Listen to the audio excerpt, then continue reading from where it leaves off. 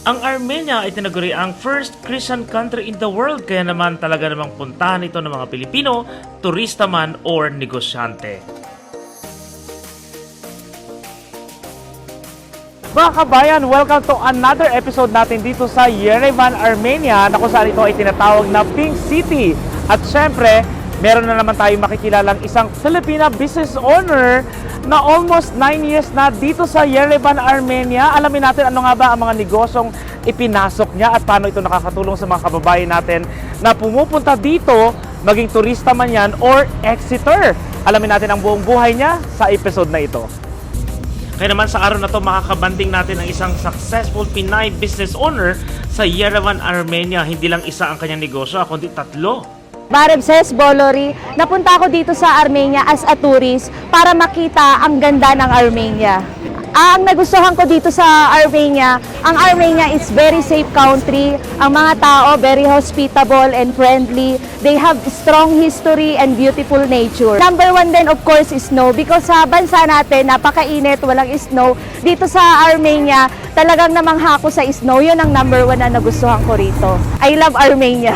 Mas kilalanin natin si Madam Daisy. Okay, so ito naman, so you came here as tourist visa, na-enjoy mo yung place. Ngayon sa lahat ng mga pwedeng business na buksan mo, bakit?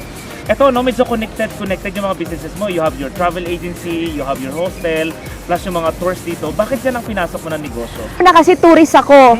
Sunod no, napag-aralan ko na, pwede ko rin palang gawin to. Naging unang trabaho ko dito actually, isa akong waitress. Okay. Habang waitress ako, nagpa-part-time ako as tour guide. Pinag-uralan ko ang mga tour sa Armenia, ang pag-booking ng mga hostel, hotel, apartment para sa mga turistang pumupunta rito. Bukod dyan, sinabay ko na rin ang pagbibisa.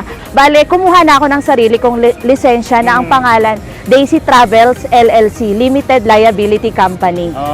Congratulations, nakaka-proud ka naman. Thank you. Okay.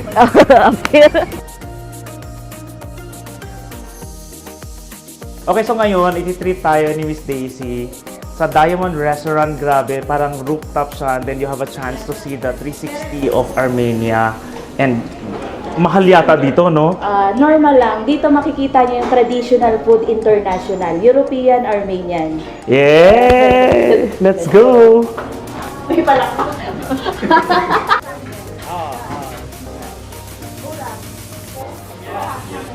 At ito pa guys, trivia natin sa mga viewers natin dyan na si Madam Daisy, ayan, ating featured story for today, ay parang nasa show business siya dito naging active siya sa paggawa ng mga ilang mga contents or advertisements or mga shows.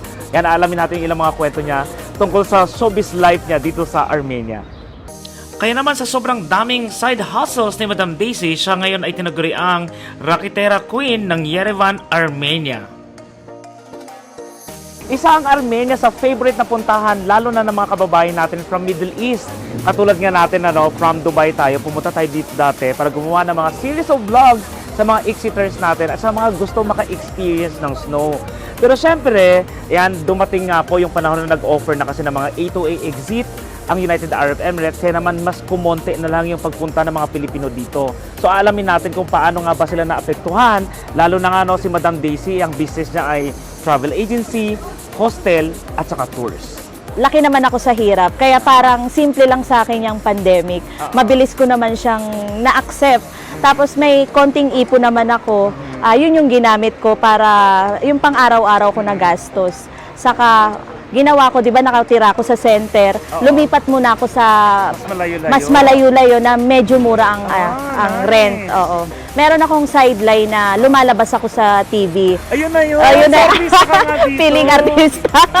Actually, year 2016, nasa computer shop ako. Okay. Nagko-computer ako. Tapos, yung Armenia TV, yung isa sa nagtatrabaho doon, nakilala niya ako. Sabi niya, kasi kung kailangan namin na, masyadong maano, kung kailangan namin ng Asian, baka pwede ka namin kunin. Pasok yung itsura ng lola mo.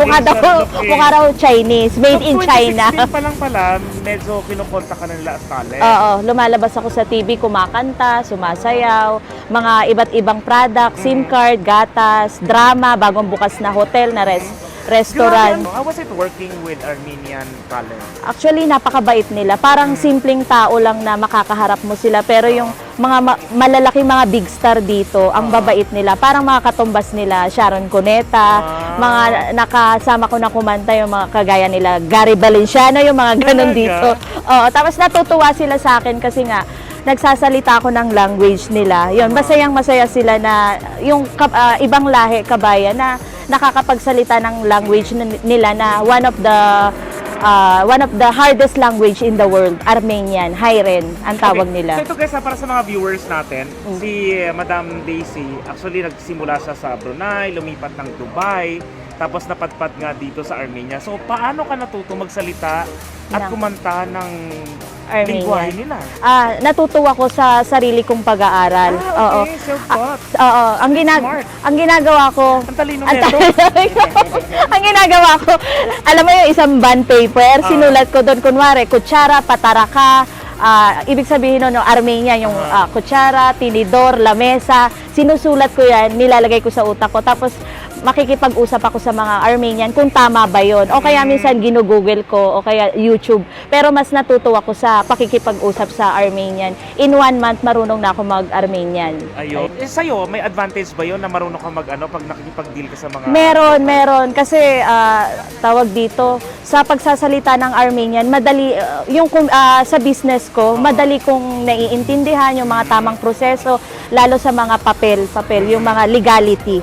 Ito guys, para sa mga viewers natin, kaya nandito tayo ngayon sa Diamond. Ayan, nasa rooftop po tayo. Kasi nga, i-share sa atin ni Miss Daisy ang kanyang favorite Armenian food.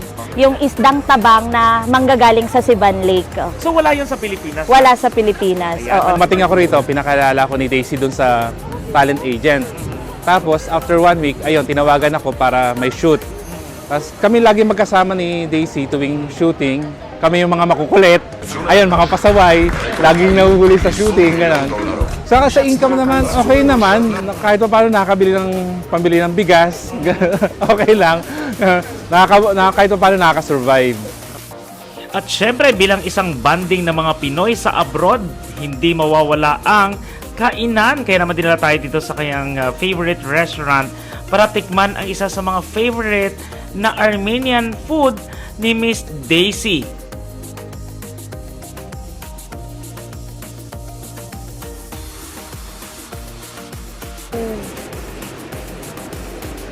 Ito ulo?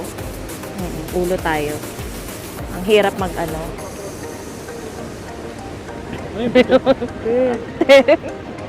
Ayan na po. Kasi naman ito isa sa mga favorite mo na isda. Ano bang lasa nito? Ano siya, actually parang salmon siya eh. Malasa okay. siya, tapos fresh from Siban Lake na ang Siban Lake, the biggest or largest bodies of water dito sa Armenia. Wala kasing dagat dito. Pero meron silang lake na merong mga isdang kagaya nito, di ba? Malasa, parang salmon, masarap. Pero kung papansinin natin, since galing ka rin ng Dubai, no? Yung pagkain ng Armenian parang may pagka-Arabic na konti kasi mahilig sila sa mga salad, sa mga ihaw. Oo. Saka ito parang... Dolma naman yan, Armenian traditional food. Ano siya, binalot siya sa grapes. Tapos pwedeng, ang loob niyan, pwedeng meat or pwedeng vegetable. Try mo. Yan. Masarap siya pagkakainin pag fresh. Wow. Oh, sarap. At hindi naging madali ang unang salta ni Madam Daisy sa Yerevan, Armenia. Buti na lang at natuto siya sa mga tours, sa pag-apply ng mga visa, kaya naman naisip niya gawin itong negosyo. Sobrang daming hirap ang pinagdaanan niya pero sa ngalan ng kanyang pangarap, hindi siya susuko hanggang sa naging isang matagumpay na business owner dito sa Yerevan, Armenia. Ang Armenia ay masasabi nating maliit at mahirap na bansa pero sobrang nag-i-enjoy ang mga Pinoy na naka-residence visa dito dahil sa napakasimpleng buhay, magandang weather, masarap na pagkain at mababait na mga locals. Bareb Ses Bolori, sa lahat ng mga kabayan na nais bumisita dito sa Armenia, pwede ko po kayong i-assist sa hostel, sa tour, sa visa, Armenia visa, Georgia visa, Dubai visa, Russian visa. Kontakin nyo lang po ako. Maraming salamat. Shat is Nora Kalutsyun. At yan ang isa na namang nakaka-inspired na kwento ng isang Pilipina na isang negosyante dito sa Yerevan, Armenia. Sana sa mga viewers natin ay maging katulad nyo, no, si Madam Daisy, na kung saan kailangan mong bigyan talaga ng panahon ang iyong pangarap, ang iyong talent, ang iyong galing na makapag-adjust sa kung anumang environment, na kung saang bansa ka naroroon para magiging katulad kanyang isang successful Pinay dito sa Yerevan, Armenia.